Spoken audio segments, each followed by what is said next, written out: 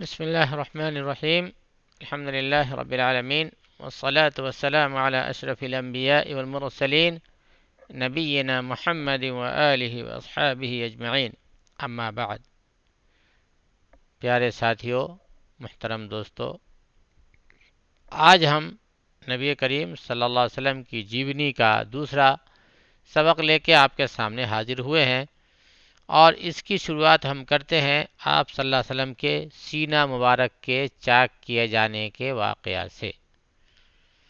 ہم آپ کو مختصر یہ بتا دیں کہ آپ صلی اللہ علیہ وسلم کے سینہ مبارک کئی بار چاک کیے گئے۔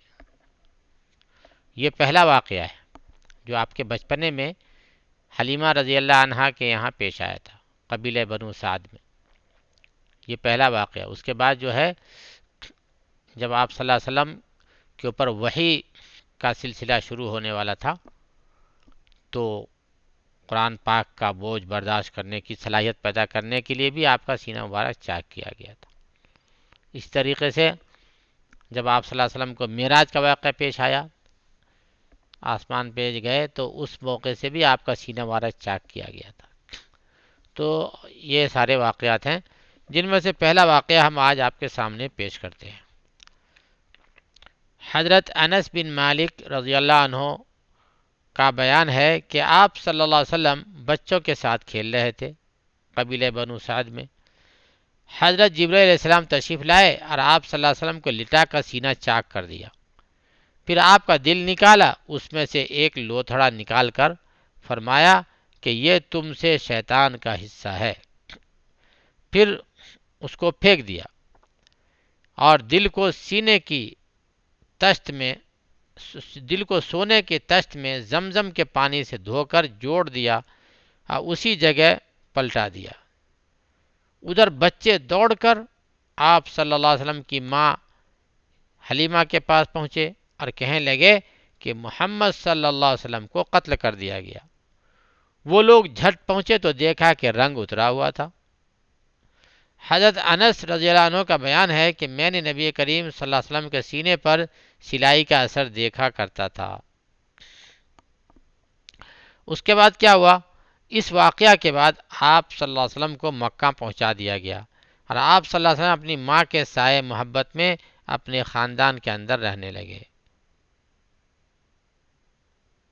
پھر والدہ، دادا اور ام ایمن کے ساتھ مدینہ کا سفر فرمایا، جہاں آپ صلی اللہ علیہ وسلم کی ماتا جی کا انتقال ہو گیا۔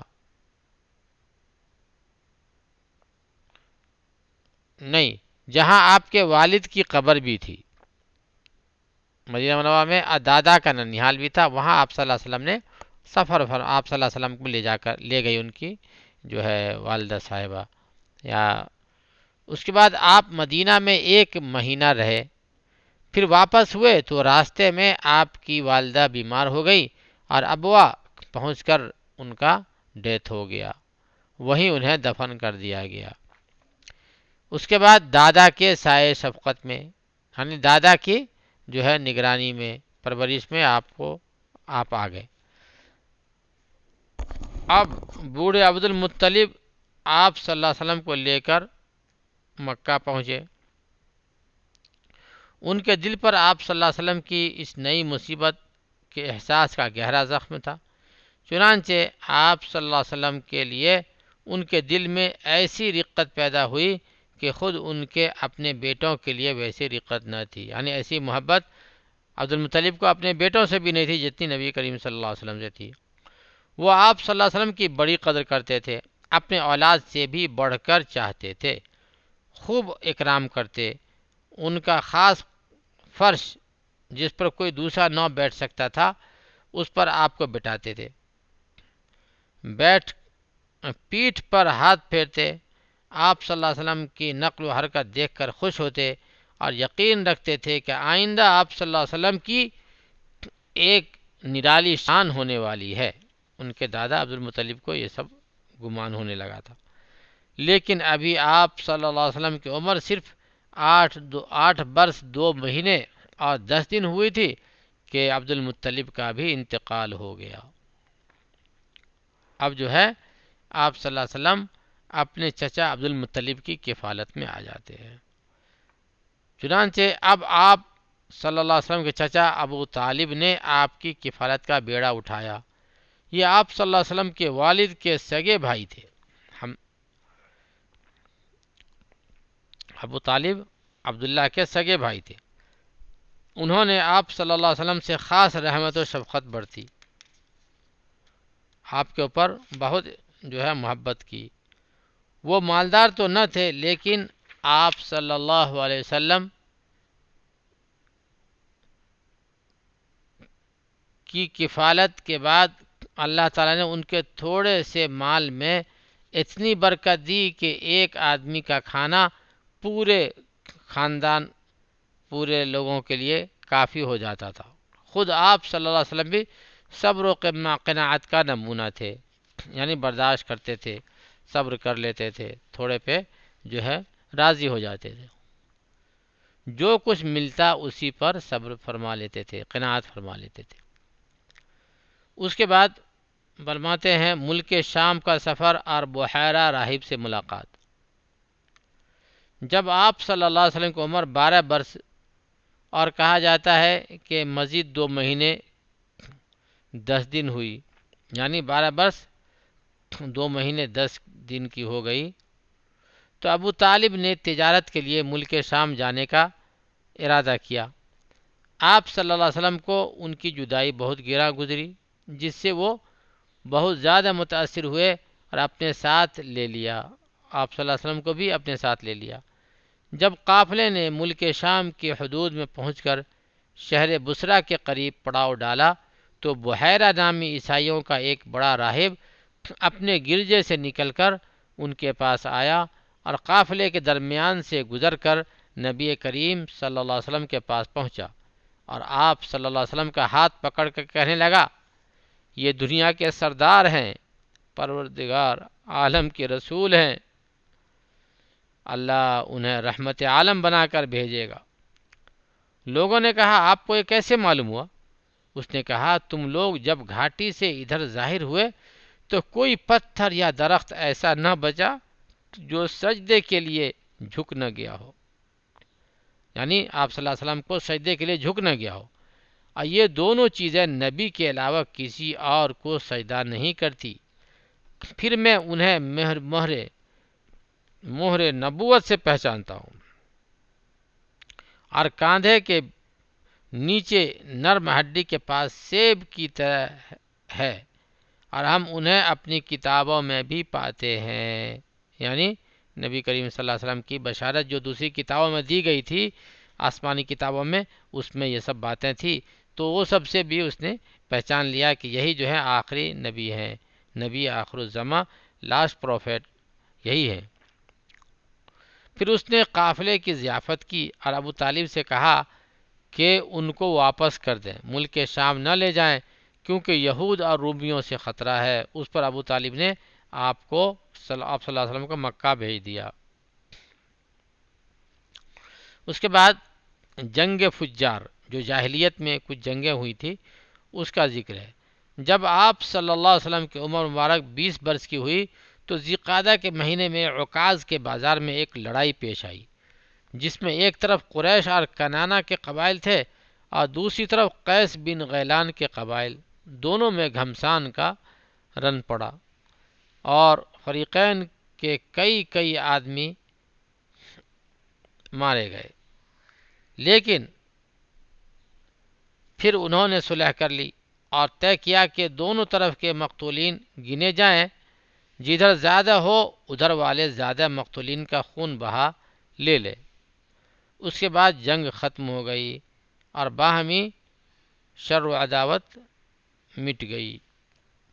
اس جنگ میں آپ صلی اللہ علیہ وسلم بھی تشریف فرما تھے، اپنے چچاؤں کو تیر تھمایا کرتے تھے۔ اس کا نام جنگ فجار اس لیے پڑا کہ اس میں حرام مہینے کی حرمت پامال کی گئی تھی، حرام مہینے میں لڑائی کی گئی تھی۔ فجار نام کے واقعات 4 بار پیش آئے، ہر سال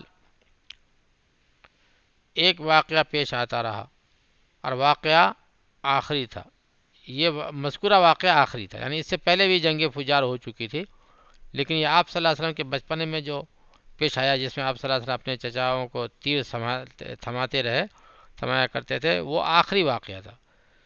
اس سے پہلے کے 3 واقعات میں ہلکے پھلکے جھگڑے پیش آئے، لڑائی صرف اسی واقعے میں پیش آئی تھی، ٹھیک ہے۔ اس کے بعد حلف الفضول کا ذکر آتا ہے۔ اس جنگ کے بعد ہی ذی القعدہ کے مہینے میں 5 قبائل کے درمیان ایک عہد نامہ ایک ایگریمنٹ طے پایا، جسے حلف الفضول کہتے ہیں۔